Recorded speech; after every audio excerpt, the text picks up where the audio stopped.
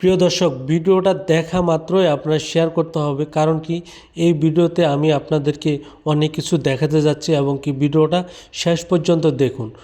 রংপুর বাজারে একটি LPG petrol পাম্পের বিস্ফোরণ হয়।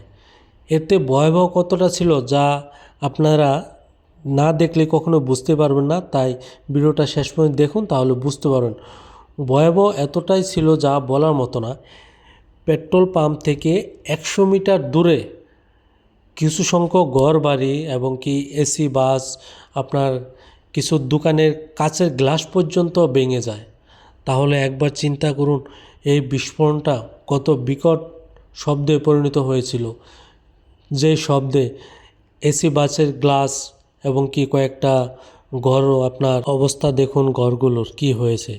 তাহলে একবার চিন্তা করুন, এই এলপিজি পেট্রোল পাম্পটা কত পরিমাণে, কত স্পিডে বিস্ফোরিত হয়ে এত লোকজনের ক্ষয়ক্ষতি হয়ে গেল। আপনারা আরেকটি বিষয় জানেন কি না, এই বিস্ফোরণ ঘটার সাথে সাথেই স্পটেই জায়গাতে একজন লোক মারা যায় এবং কি বেশ কয়েকজন আহত হয়েছে।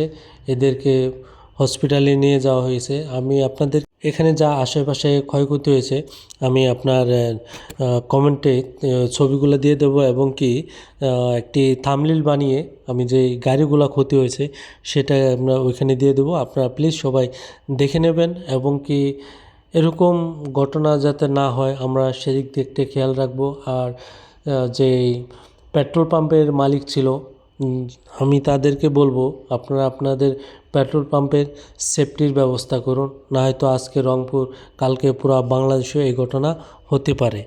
দর্শক, আপনারা দেখুন ঘরগুলোর অবস্থা।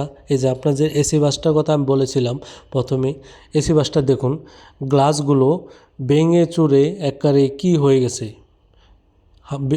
গাড়িটার অবস্থাটা দেখুন আপনার দর্শক, গাড়িটার কি অবস্থা হয়েছে। গাড়িটা ছিল একটা এসি বাস, তাহলে বুঝেন এই বাস মালিকের কতটা ক্ষতি হয়েছে। আর সবচেয়ে বড় ক্ষতি কি জানেন, যে লোকটা মারা গেছে তার ফ্যামিলিটার কি হবে? তার ফ্যামিলিটা এখন দায়ভার কে নিবে? আমরা যারা সাধারণ মানুষ আছি, আমাদের কি কোনো জীবনের নিরাপত্তা নাই? আপনারা আপনাদের মতো পেট্রোল পাম্প করেন, আপনার যেটা মনে এটা করেন, কিন্তু আমাদের কেন জানমালের ক্ষতি হবে? দর্শক, আপনাদেরকে আরেকটা জিনিস আমি দেখাচ্ছি। আমি বলেছিলাম কয়েকটি দোকানের যে গ্লাস ভেঙে যায়, এ হচ্ছে দোকানগুলো। তাহলে দেখেন 100 মিটার দূরে পেট্রোল পাম্প বিস্ফোরিত হয়েছে।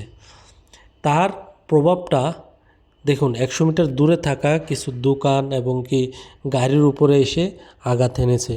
তাহলে বুঝুন দর্শক, এই বিস্ফোরণটা কত দ্রুত হয়েছে, কত স্পিড ছিল, কত ভয়ঙ্কর ছিল। তো দিন শেষে দর্শক, আমরা যারা সাধারণ মানুষ আছি, আমাদেরকে কোনো জানের নিরাপত্তা নাই। আপনারা ব্যবসা করবেন, আপনারা বাণিজ্য করবেন, করেন, আমাদের জানের উপরে দিয়ে কেন?